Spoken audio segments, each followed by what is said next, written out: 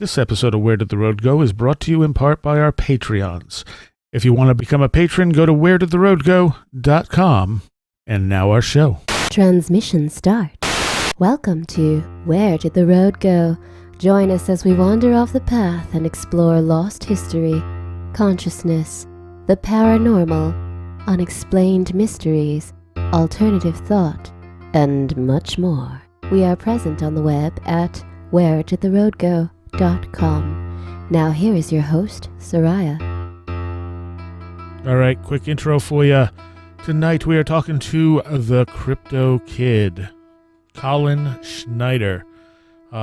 Pretty impressive cryptozoologist for his age, for any age, really, as you will see in this conversation. I'm also joined by Joshua Cutchin, helping me out on this one since he's been talking to the kid quite a bit. And I suppose without any further ado, let's get into the world of cryptozoology.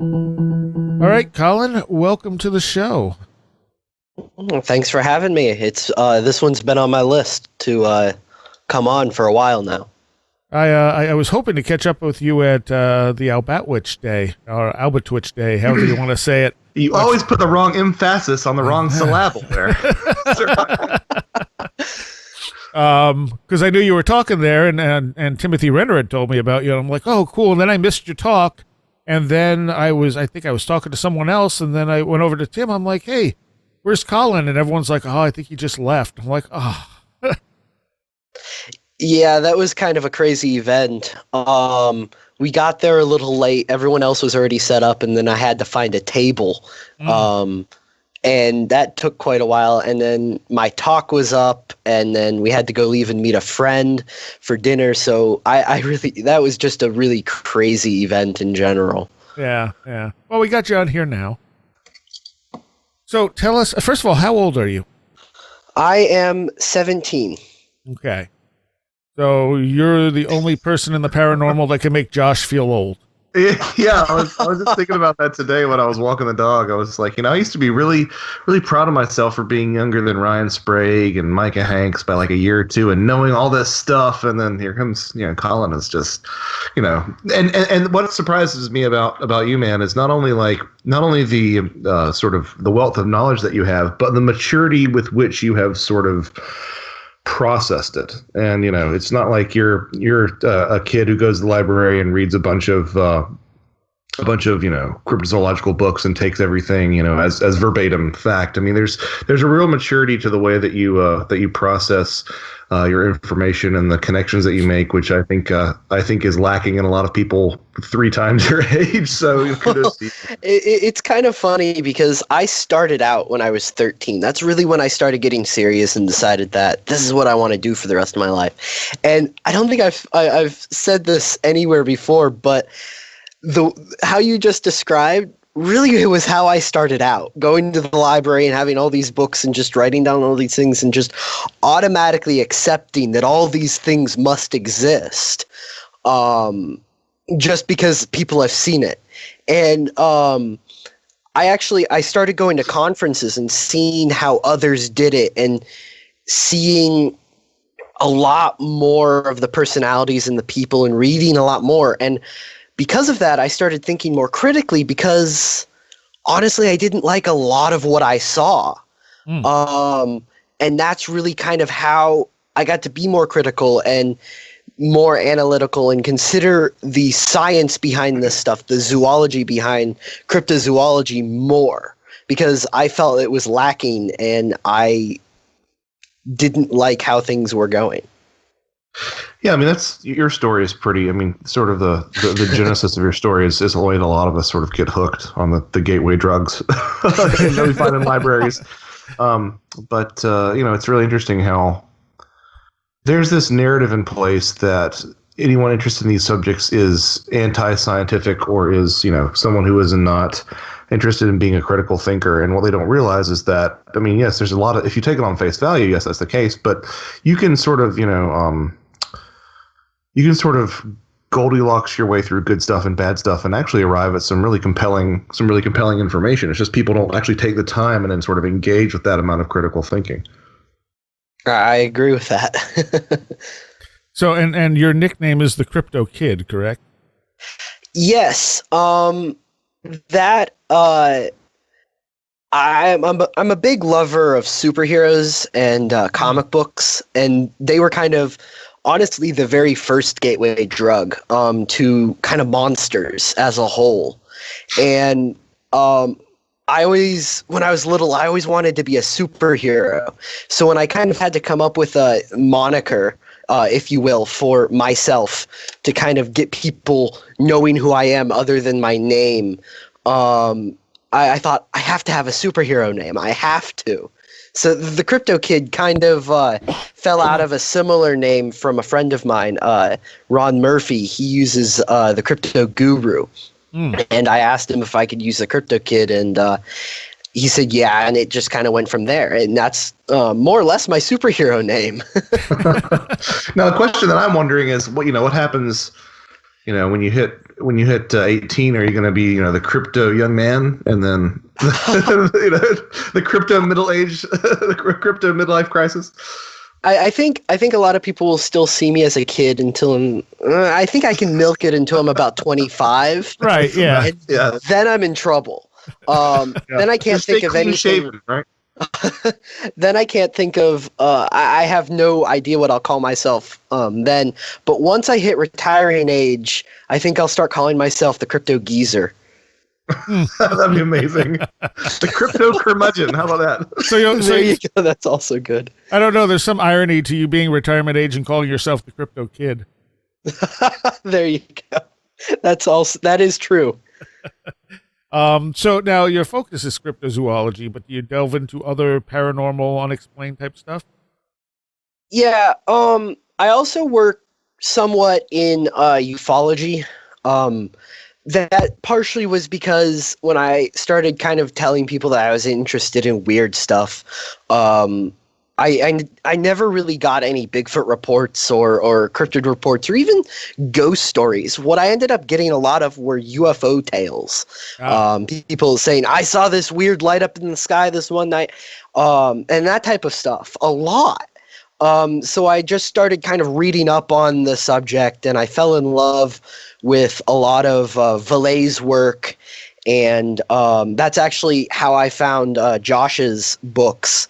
And the idea of, the mythology and the folklore being connected to ufology absolutely fascinates me. So that's kind of where I stand with that. Ghosts and other paranormal stuff I've never really cared for. I have quite a few ghost books, but I've never really been that interested in it. I've gone on a couple ghost hunts and worked with a couple different ghost teams and stuff, but all of the ghost stuff that I've ever seen and done all seems to be the same type of thing. And it all is very time consuming and kind of dull, in my opinion. That, and for me personally, I feel like it's the easiest sort of topic among these to convince people of in a lot of ways.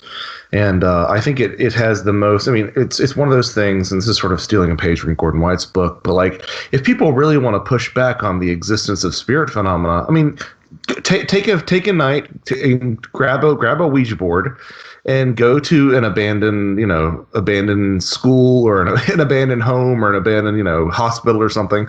And then tell me what happens after you spend the night there. It doesn't, there are places that you can go that I think have a more reliability of having an experience than even like sort of Sasquatch areas or Sasquatch wood areas or areas, for cryptids. UFOs are practically irreplicable. Cryptids are a little bit more replicable in terms of having an experience and going somewhere. But the ghost thing, it's pretty easy. Like, just take a job at the Myrtles Plantation in Louisiana as a tour guide, and you will see something. Take a job as being a waiter at a haunted location. You will likely see something that makes you at least question it. So that's part of the reason that I personally always found ghosts not as interesting, is because there's so much good work done on that, so much focus on that I think that's that's an issue that's going to resolve itself. Whereas areas like cryptozoology and ufology and sort of, the more obscure Fortean stuff don't get enough love, in my opinion. I don't know if you feel the same way or not. I do agree with that, but from my perspective at least, a lot of the ghost stuff. Now, I want to preface this with I have no problem with people being interested in ghosts, and I'm not saying that ghosts aren't real or that certain phenomena aren't real, but a lot of it seems extremely easy to hoax and falsify. Oh, sure. So that's really frustrating for me to even try to argue that this piece of quote unquote evidence that we have is better than the other thing that's almost identical and was faked. It's difficult for me to justify working in a field like that. No, I totally empathize with that, and it's I think the fact that I think the fact that I personally perceive spirit phenomena as being more common probably not only alludes to the fact that more people are willing to hoax it, but more things that you run into are hoaxes. And of course, I mean, I still don't think that crypto TV has gotten to the saturation point that paranormal / ghost TV was and is. No. I mean, so there's a level of popularity there that sort of provides an incentive for people to do stuff like hoaxing. So you're right. And in some ways, I feel like what the ghost community is looking for is a little bit more along the lines of personal validation. Whereas I think that the communities of cryptozoology and ufology, warts and all, are still more looking for an academic acceptance of these phenomena. Excluding, I agree with that. Excluding a lot of the people who just go out on Bigfoot hunts. Yes. Okay. Fair enough. Yeah. Because that is something that is very big. I encountered something a long time ago, so I want to go out and encounter something again and prove to myself that what I saw wasn't crazy. Or that type of idea. Yeah. I'm not a believer anymore. I saw it. I'm now a knower. Yeah. Exactly. Yeah. That old chestnut.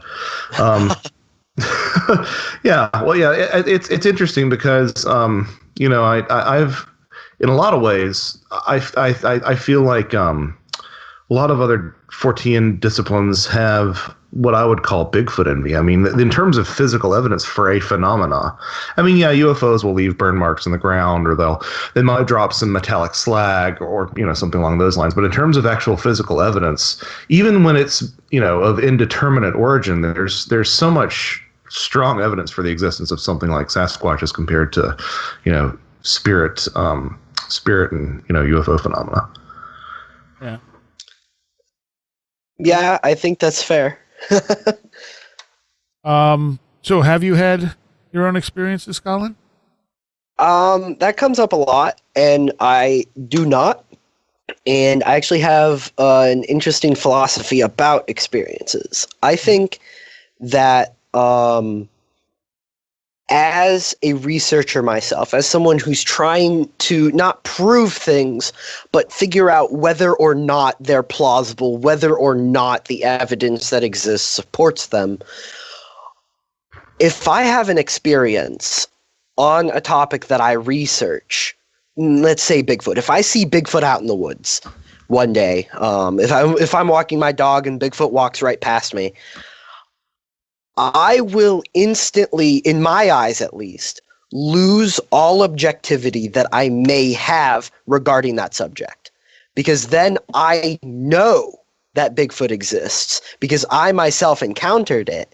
So I see myself as being a lot more likely to believe someone else that they saw a Bigfoot instead of maybe a bear or their straight out line, or maybe they did see a Bigfoot, but I would be more likely to believe them automatically because I myself had my own experience.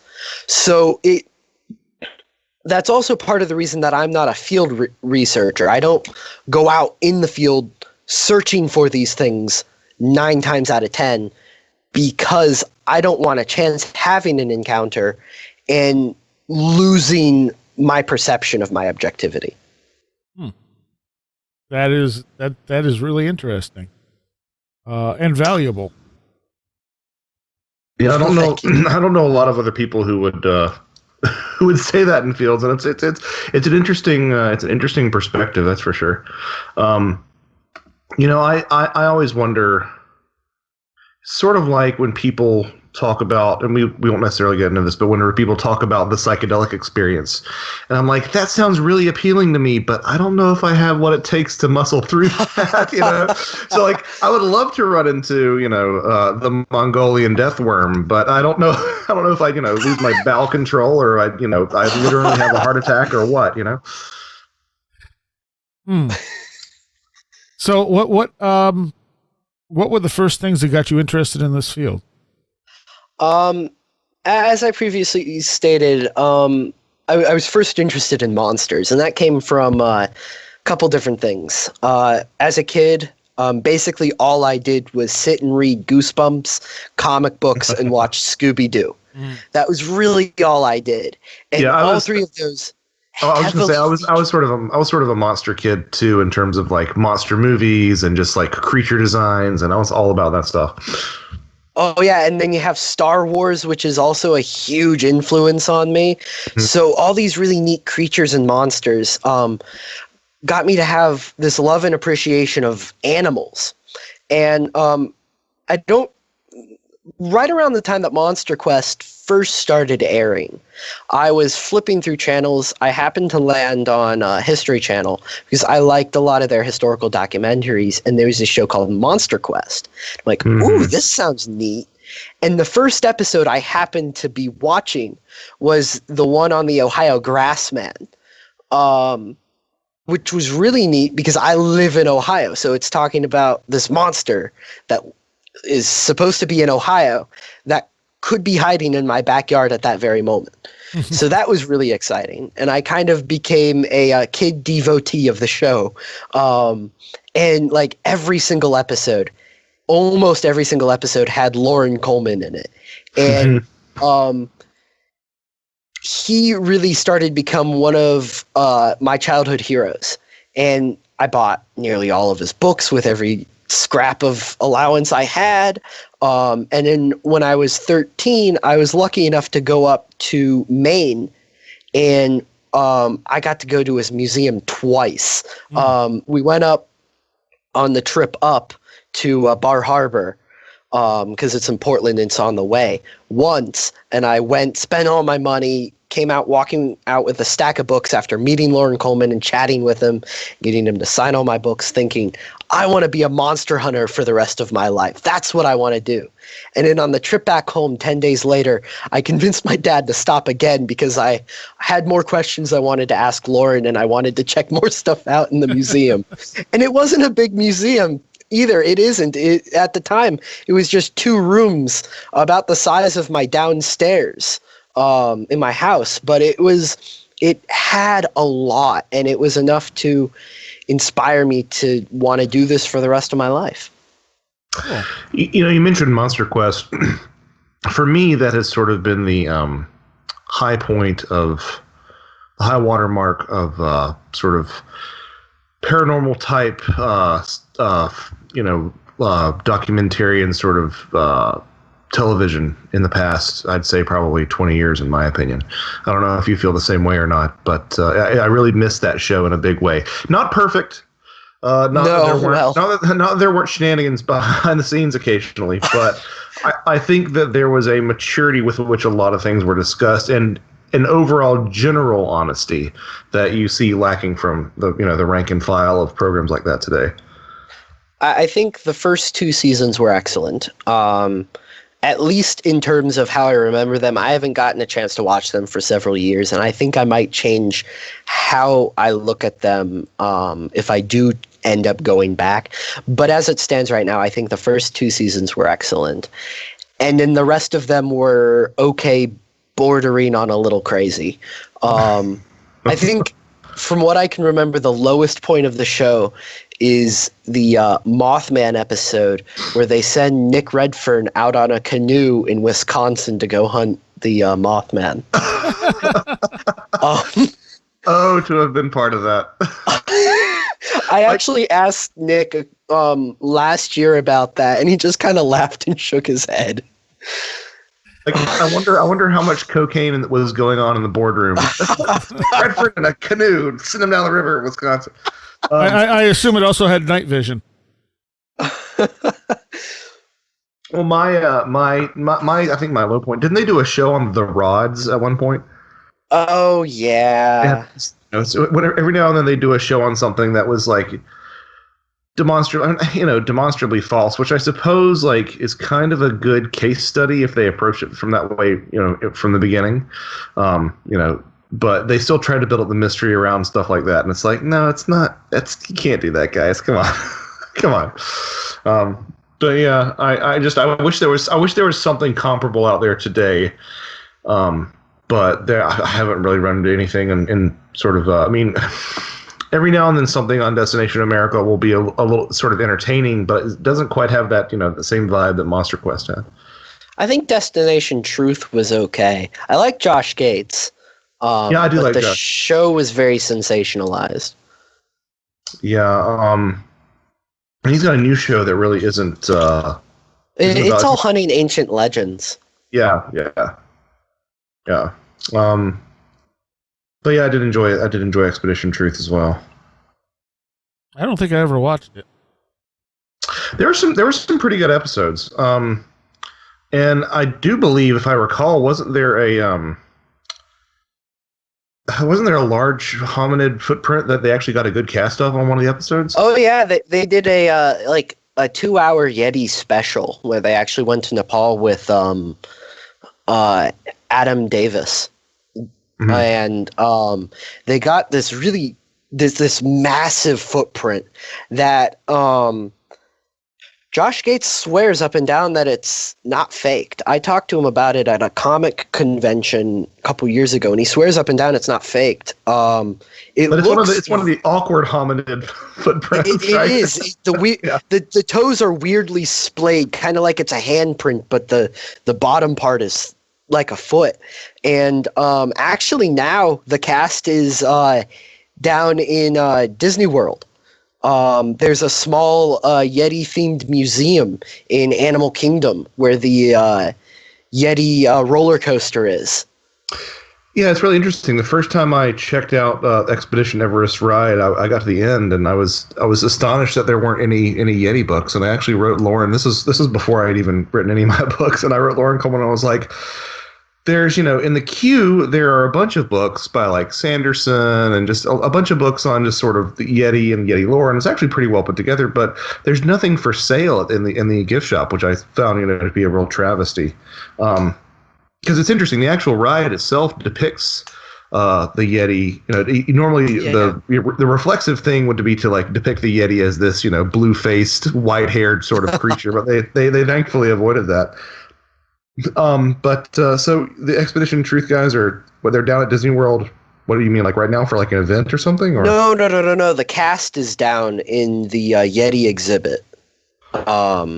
They have the cast sitting there with a photo. Oh, the cast! I thought you meant the cast is the cast and crew. No. That's what I thought too. The footprint cast. I do apologize. The footprint cast.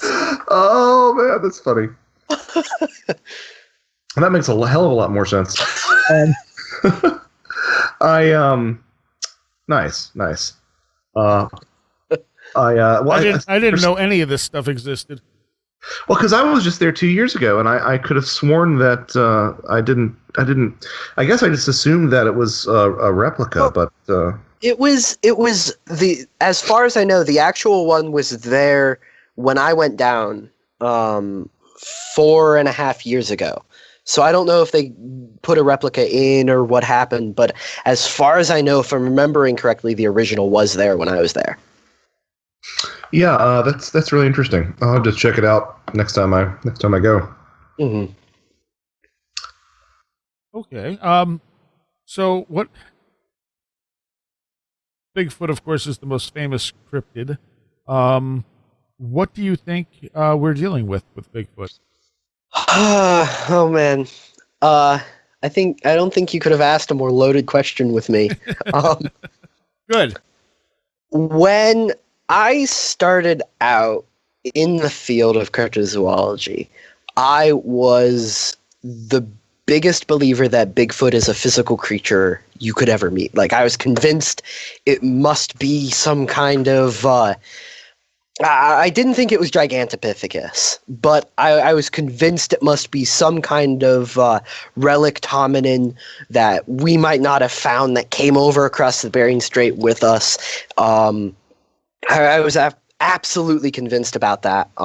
I talked about it quite a bit in a lot of interviews and wrote about it extensively, but then I met a guy named Stan Gordon. And Stan, who's kind of become one of my mentors as I've been kind of growing in this field. I actually met him at a different event that he happened to be speaking about UFOs and Bigfoot at. And he was really one of the first people that I'd met that actually knew about this stuff and I could hold a conversation with about these things. So he arrived like a half hour early for his talk, and I was already standing there waiting for it. And he showed up, was getting ready, and we just chatted. It was right after I read Keel for the first time, and I was looking into all these neat things. We were just talking, and he actually was 5 minutes late starting his presentation. But afterwards, I convinced my dad to go out and get money so I could get all of his books and all of his DVDs. And the rest of the weekend, I just sat and read them, all of them, and I watched all the movies. And we should be interviewing your dad. He's the one who's really helped your career. Exactly. And after that, I became convinced that Bigfoot must be some kind of ultra-terrestrial being that is here to mess with us. And I kind of became a Keel devotee.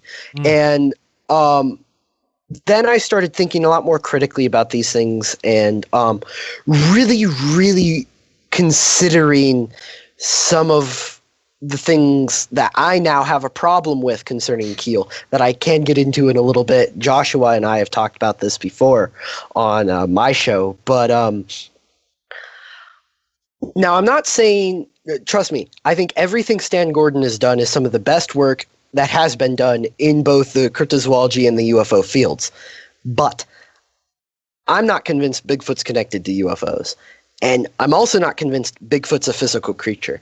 At this point, I've honestly become comfortable enough with my opinion that Bigfoot probably isn't a physical animal, but also probably isn't an ultra-terrestrial being here to mess with us or take over our world or whatever Keel thought they were here to do, because that was never quite clear.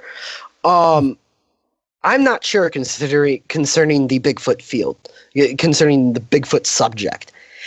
And honestly, I don't think anyone has the answer yet. And I think there's a fair possibility that Bigfoot as it stands, as we think of Bigfoot as, might not be anything. And I know a lot of people into cryptozoology probably hate that idea, but after looking into this extensively and reading a ton about it and considering and doing my own extensive research into the history and talking with other experts and all kinds of stuff, I really am not sure. And I think that most of the theories that have been presented don't quite fit or don't fit at all.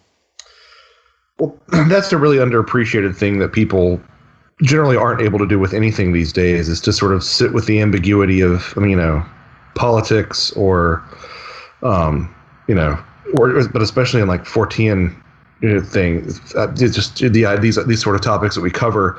A lot of people want to shove these things into boxes, and I think it really does, belie a certain maturity to be able to say, I don't think it's this. I don't think it's this. I'm not really sure what it might be. You know, it wouldn't surprise me if it's this. It wouldn't surprise me if it's that. But I'm not really sure. Nothing is, really points to anything clearly. There needs to be more of people sort of, I think, removing their biases from these topics. And I say that as someone who has my own biases, but Okay, I think so. That sort of brings me to an. Go ahead. Oh, sorry. Go ahead. No, go on. I was just going to say that sort of brings me to something that I was wondering. So yeah, there's the possibility, which is something that you don't hear, often or really at all from a lot of cryptozoologists. This idea that maybe there is nothing to Bigfoot. If you were a betting man, best bet cryptid, worst bet cryptid. Oh. Now that comes into the idea of what a cryptid is, and that's a whole philosophical argument. Now, to preface this, I'm one of the people I'm one of the people that think that cryptozoology should be expanded to include animals that are supposed to be extinct but might be surviving, such as the thylacine. But also, in which case the thylacine would be a great contender. Yeah. But also to include animals that are in places where they shouldn't be. The anomalous big cats are an excellent example. Mm-hmm. So I think the most likely cryptid, and this is partially because I've been, for the past year or so, extremely involved in the research concerning this one, is probably the eastern cougar. Now, I consider that a cryptid because the eastern cougar is supposed to be extinct, and cougars in general being seen in the eastern side of the United States have led to so many cryptid stories, it's unbelievable. So and the reason I think that the eastern cougar probably is still around is because I live in a rural community in Ohio. And if I go out to my two neighbors, both of whom are farmers, or if I go and talk to any of the many hunters I know and tell them that the cougar is supposed to be extinct here, they will tell me point blank that it is not, that it is here. And there's no other creature in cryptozoology that 9 times out of 10, if you go to someone like a hunter, like a farmer, and tell them that this thing doesn't exist, there's no other creature that they will tell you point blank 9 times out of 10 that it does. Yeah. Well, I mean, you and I have talked at length about, or I believe that you and I have talked about this, how my grandfather, actually multiple times on his property, he had 40 acres in Catawba County, North Carolina, not only he went a step further and said not only, a large cat, but he saw what he described as a panther. And there were some friends of the family whose property was adjacent to it. And actually ran in to get his gun after seeing the same thing. And by the time he returned, it was gone. So yeah, it's probably, I would guess it might be the most cited might be one of the most cited North American cryptids, actually. Yes, I would argue more sightings than Bigfoot. Just a lot of them are unreported because people just assume it's nothing out of nothing out of the normal. Right. Because it happens so often, people just assume it's normal.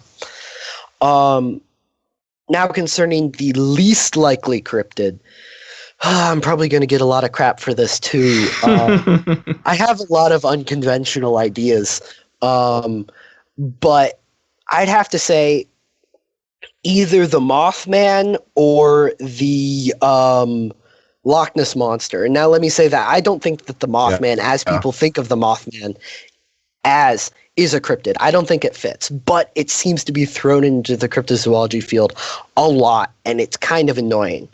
But as I consider cryptozoology, I think the least likely cryptid that I can think of is definitely the Loch Ness Monster. Or most lake monsters in general. The lake's been scanned numerous times. Nothing large has been found. The ecosystem does not really have enough to support it. All of the descriptions don't fit what we understand plesiosaurs were like in the first place. And Also, the biggest argument now is that there's a series of underwater tunnels that connect the ocean and the other lakes in Scotland to Loch Ness. And Loch Ness at this point has been pretty extensively searched, and that has never been found to be the case. Now, I'm not saying that's not possible, but it's never been found to be the case. So as it stands right now with what we know about Loch Ness and the stories, I don't think it's feasible at all. No, I think that's a very perceptive and very persuasive argument. I mean, if you look at it, if you look at these things as possibly being some sort of extant relic subspecies, nothing in the fossil record looks like Mothman. Dogman is Dogman is not as far a stretch as Mothman. Actually, there were like 4.5 foot tall owls that lived in, like, I want to say 2 million years ago, but that might be wrong. But they were nowhere near. That's the closest in the fossil record. I'm thinking because the headless description too is just it's a little bit off, but I can see how an owl could be perceived as ducking its head down and sort of giving that sort of appearance. But yeah, people are always surprised to hear how many, because I don't think that your opinion of Nessie is all that controversial. I mean, I've heard a lot of people sort of echo similar sentiments. It's not quite in this part of the United States, specifically like the eastern half, but a lot of the people that I know, a lot of the researchers that I know from the western side, and just the people interested in the stuff from the western side of the US, and then obviously a lot of people in the UK are pretty convinced that Nessie is something. Well, it may be something, but it may not be what they think it is. Right. Well, I like Jonathan Downes, his, not really theory, his hypothesis concerning Nessie, which is it's sightings of unfertile eels in the loch, because there is an eel population, and what happens is the eels are born in the loch, and then they swim out along River Ness out to the ocean to find food, and then they come back, mate, and then die. But those that are unfertile don't have the drive to go out to the ocean, so they just sit in the loch, and eels grow indefinitely. So it's not too unplausible that there is a couple larger eels in Loch Ness just hanging out that are occasionally seen, 8 times a year, or once or twice a year, combined with weird fish and logs and things that people just don't expect. Well, and I wouldn't write. I mean, so one of the things that I'm fond of saying is you sort of have to look at the company that these sort of phenomena tend to keep. And I think that even though there might not be something to some sort of flesh and blood plesiosaur-like creature in Loch Ness, I think it's really interesting to consider, that part of the world's robust fairy tradition with water horses and trophies and like. And of course, the fact that Aleister Crowley had Boleskine House there on the banks of the loch as well. I mean, that's just it's all a little bit weird. He doesn't strike me as someone who would just pick a place because it's it has a close it's close to the grocery store. Fair enough. I think that he picked his domain a little bit differently, but yeah, it's interesting in terms of lake monsters. The best evidence that I've seen lately is from what I can recall at least is with Champ. There's been a little bit more compelling stuff to come out with Champ. I believe there was if memory serves, there was a pretty compelling echolocation recording or something that sounded similar to that. Yes and no. There was an echolocation recording that was recorded, but I talked to Ben Radford about it, and he wrote with Joe Nickel an excellent book on lake monsters, and I can't remember exactly what he said to explain it, but he did give a pretty plausible explanation. He talked about it on my show a month ago, or a month or so ago, and wrote about it in his Lake Monster book. So those listeners who are interested in that specifically should check those out. I can't exactly remember what he used to explain it, but he did explain it in a way that I think fits. I thought fit at the time that I heard it. Huh. Okay. Now I'm kicking myself for not being able to remember. Hey man, that's okay. That's okay. That's all right. What are your opinion on some of the really weird cryptids out there?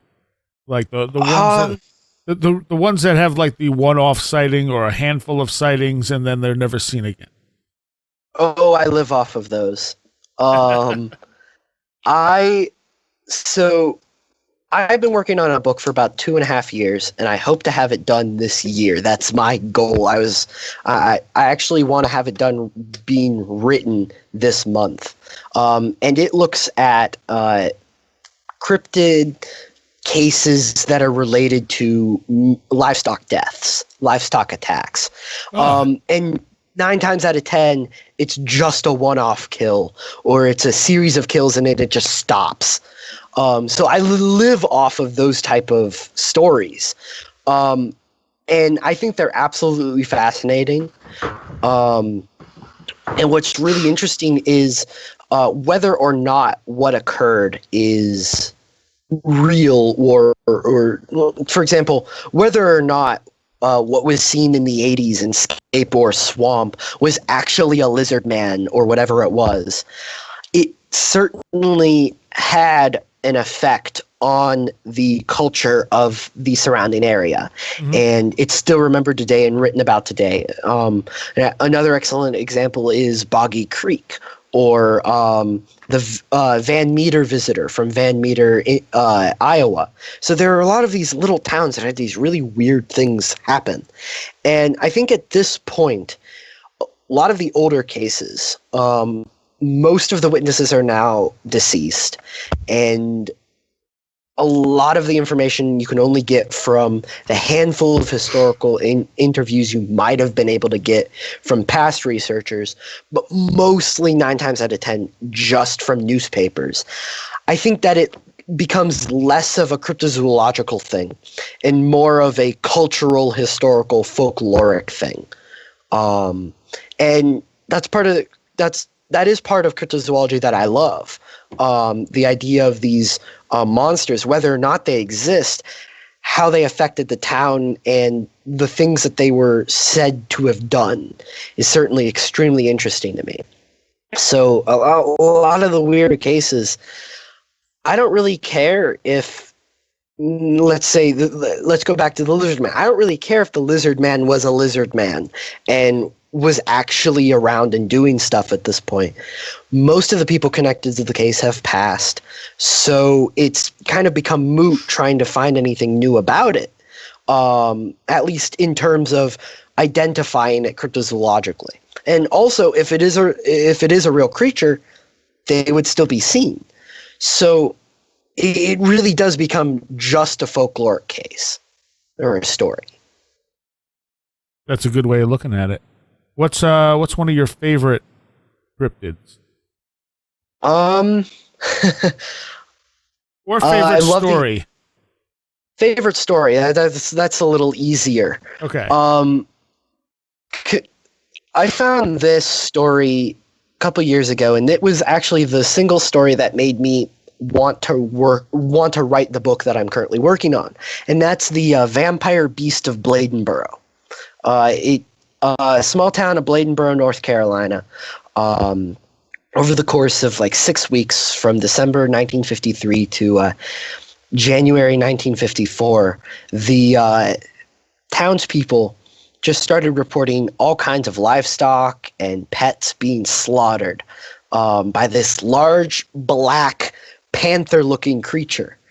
But what was weird was the creature didn't eat the animals, and it ripped up the bodies, crushed the skulls, and drained the animals of their blood, which gave it the name the Vampire Cat or the Vampire Beast of Bladenboro. Right. And it's such a weird and interesting story.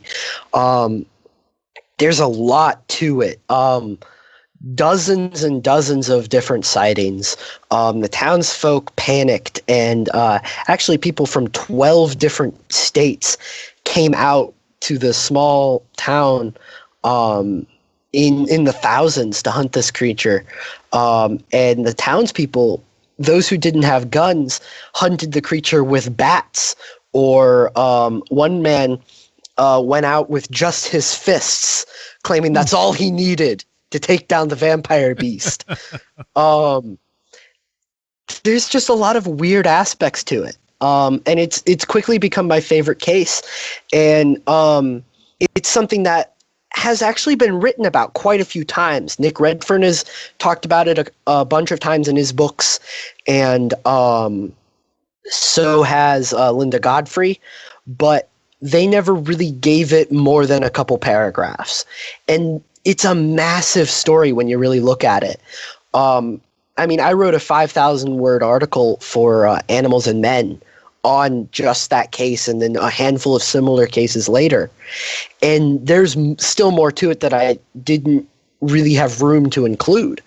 So it's just fascinating, layered, and I'm really excited for my book to come out, partially just to get more attention to the vampire beast, because it is such an interesting story. Go ahead. Oh, sorry, go ahead. No, I was just going to say, I have had the privilege, of driving through Bladenboro a couple of times on my way to the beach, the North Carolina beach that my family generally goes to. I don't know if do they still have like a Beast of Bladenboro Days or something, don't they? Yeah, they do. And That's actually, they call it the Beast Day. And what they did was, while it's not the official mascot of the public school in Bladenboro, it's kind of become the unofficial mascot, and they use the Beast Day to fund their arts programs and their band program. Oh, that's cool. Nice. So what are your theories on what might have happened there? So there actually is a fairly large variety of descriptions of the creatures that were seen. In total, people felt that there were 3 different ones, or at least the witnesses felt that there were 3 different ones. And I think that actually there's a wide range of things that happened at the same time that kind of just collided into this chimera story of the vampire beast. I'm pretty sure that there probably was a mountain lion in the area, but if there wasn't, there were still enough wild animals and escaped animals to explain the sightings without going into vampire cat. Right. The kills that happened, the way the animals were killed, are pretty consistent with how bobcats and mountain lions kill animals. But there were also several stories that didn't quite go into the gory details of how the animals were killed. They just said that they were killed in excess, which people thought was weird, which I'm pretty sure was just a domestic dog. There's actually one domestic dog specifically that escaped several days before the attack started popping up that I think has a definite connection to the story. This guy who lived next to the local slaughterhouse named Zeke Stanton. He owned a dog named Big Boy. It was just this massive mutt that had a Mastiff in it and Rottweiler and a couple other things. And he said that he bred it specifically to be mean, to be his guard dog, and he fed it nothing but scraps and blood from the slaughterhouse that was nearby. Tough guy. And when word got out that Big Boy had escaped, headlines said something along the lines of Big Boy is now considered Bleeder Beast, which I found unusually amusing. I think Big Boy definitely did have a big influence in what happened in some of the attacks. I also think that a lot of panic was associated and contributed to a lot of what happened. There were actually 4 bobcats killed in the span of 3 months while people were hunting the beast in the area. And bobcats aren't terribly common to that part of North Carolina normally. So having that many there is interesting. I think definitely, if not contributed to the kills, I think they definitely contributed to the sightings, because they were always said to be these rough, darker colored cat creatures with short tails. Now, concerning the idea that it was a vampire, there's 2 very, very good explanations for that. One, nearly every carnivore mammal on the planet that would go for the type of animals that were killed go for the throat when killing those animals. So already having a bite on the throat, you have the puncture wounds on the neck by the jugular, makes people automatically think of the classic Dracula bite. Also, most of these animals were found in the morning after they were killed during the night. So time has lapsed between the actual attack and when they were found, meaning the blood in the body has time to cool, flow to the center of gravity, and then thicken. Kind of like close to Jell-O, actually. To the point where even if you picked up the animal and moved it around, trying to, see if there's any blood in it, no blood would fall out, or very, very, very little amount, leading to the idea that the animal was drained of its blood. Actually, it can be incredibly difficult to tell if something was drained of blood, and you have to be a medical professional, and none of the animals had autopsies at the time, so there's no real way to tell that if the animals were actually drained of blood. But the process of the blood thickening and pooling is a lot simpler and, in my opinion, a better explanation.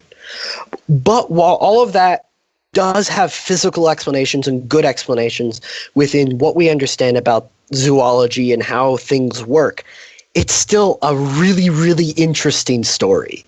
And I'm planning on, once my book comes out, putting up on my blog my complete collection of all the newspaper articles. I think it's like 200 in total over the course of 6 weeks that were published that I found. I'm planning on putting them all on my blog for people to be able to peruse. Nice. Do you have any plans to visit Bladenboro or that Lumberton sort of area? Oh, definitely. It's high on my list, but right now, being 17 and in Ohio, I don't quite have the means or the freedom to get down there. I guess you'd have to fly into Raleigh would probably be the closest thing, but that's still, right. If memory serves, not incredibly close. We went down to Florida last year, and I actually was sitting there trying to plan out a route that would take us to Bladenboro, but it was too out of the way. Yeah, it's super out of the way. We just couldn't swing it. But if I ever get a TV deal and a TV show, that's like one of the first places I'm going to want to go. Have you looked at Chupacabra? Yes, but kind of like the Mothman, which I've said in the past, there's not really anything new that you can contribute to the Chupacabra. Ben Radford, who I know a lot of people don't really care for in the field, but I respect the man greatly, and I love his work, even though he's a skeptic, and that's kind of become a bad word in the field. He wrote a book called Tracking the Chupacabra in 2011, and I think it pretty much nailed the coffin shut on the Chupacabra.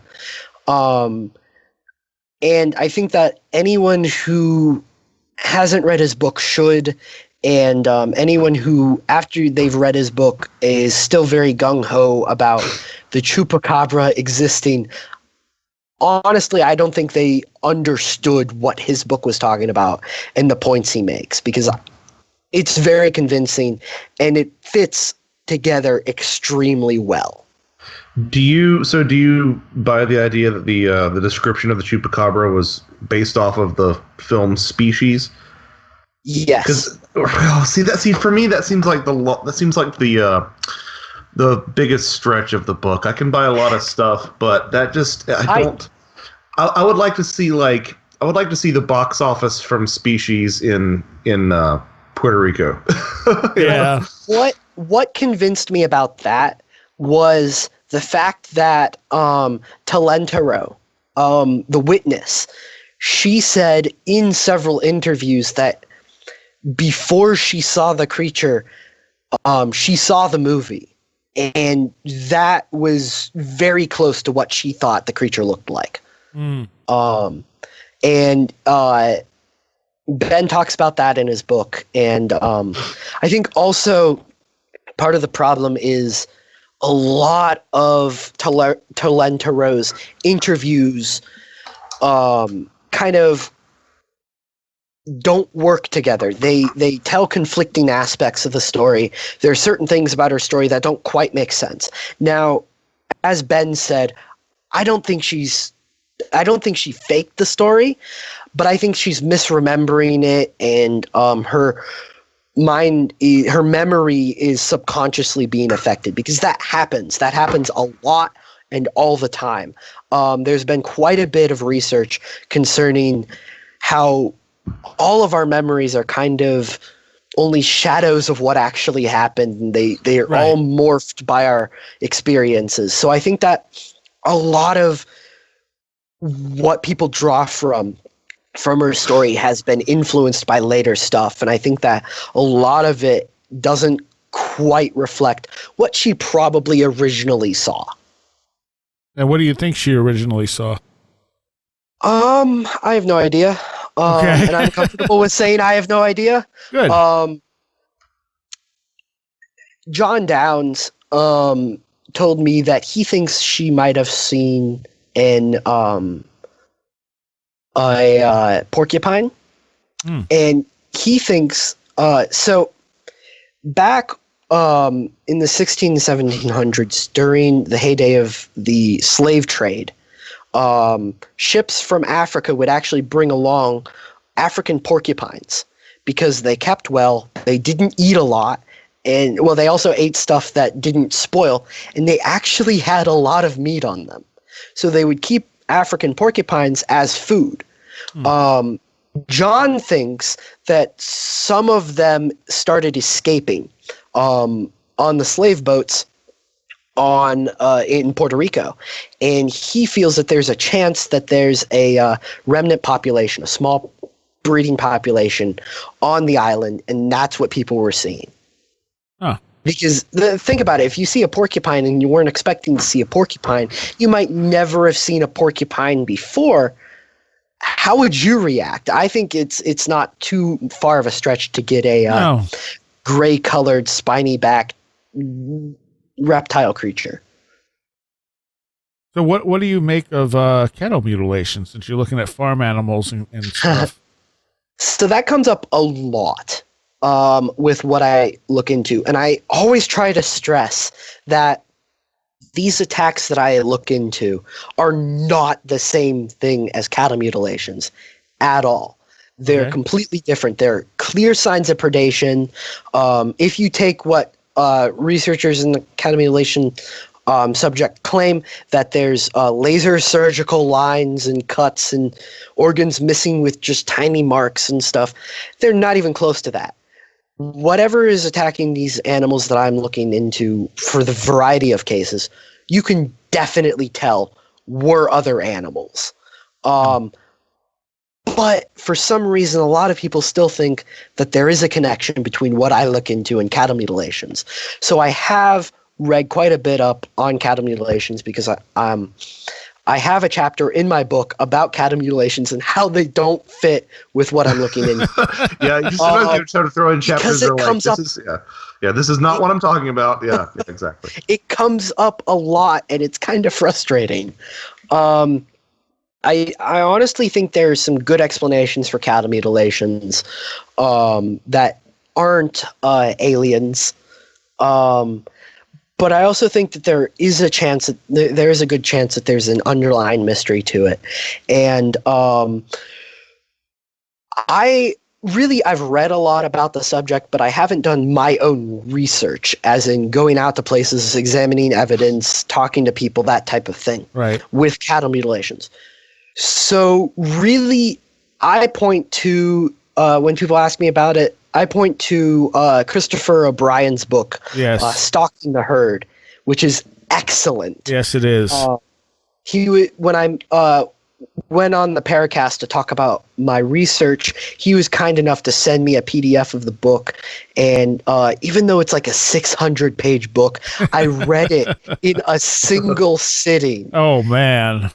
It is so interesting, and it's one of the most extensive books on any fringe topic that I've ever read. Yes. And while I don't exactly agree personally with some of the conclusions that he makes, I think that they do hold some weight. And regardless, his research is absolutely phenomenal. Yeah. And he doesn't give any definitive "this is what it is" either. Oh, no. No, he definitely doesn't. And I think that the book kind of ends up giving you more questions than answers in the end. All right. So, Colin, where can people find you? Well, I am on a whole bunch of stuff now. I have a Facebook account, which is just Crypto-Kid. You can find that. That's got all the links to my radio show and my blog. If you want to go directly to my radio show, that you can find the station, which is wcjvradio.com. And I go on every Monday night at 8 p.m. Eastern Standard Time. I also have a blog, which I mentioned beforehand, which you can find at paranorm101.blogspot.com. I don't post as much as I'd like to, but it's a New Year's resolution to post at least once a month now. So I'm hoping to keep that more regular at least. And I'm also on Instagram and Twitter. My Twitter is at Crypto Zoo Kid, because someone already had Crypto Kid. And probably somebody in the cryptocurrency. Actually, it was unfortunately. Oh, wow. And I'm blanking on my Instagram, but I think it's just Crypto Kid. So really, if you just search Crypto Kid on most of these things, it should come up. And if it doesn't, if my stuff doesn't, you should just Google Crypto Kid Colin Schneider, and it should pop up right there. All right. Well, thank you for spending some time with us. And, looking forward to your book when you get it done. Yeah, definitely. I've seen some of it. It's going to be great. Yeah, Joshua's been helping me out. Awesome. We've been having excellent philosophical discussions on citations. But I'm very excited about that, and my goal is to have it out by September of this year. And I am pretty sure that I'm definitely going to hit that goal. So keep looking out for it. It's exciting. All right. Thanks, Colin. Thank you for having me on. And a special thanks to our Patreons who are pledging at the $10 or above level. John Eddy, Chris Elmquist, Patricia Giaquinta, Allison Cook, Robert Groom, Christopher Sheehan, Roland Belstedt, Alfred Tuttle, Carla Mahoney, and Gabriel Zero. Thank you very much. You have been listening to Where Did the Road Go? This show is made possible in part from our Patreons, and we thank you and everyone listening for helping us continue this exploration of the strange. You can always find everything Where Did the Road Go related at www.wheredidtheroadgo.com. And thank you so much for your support.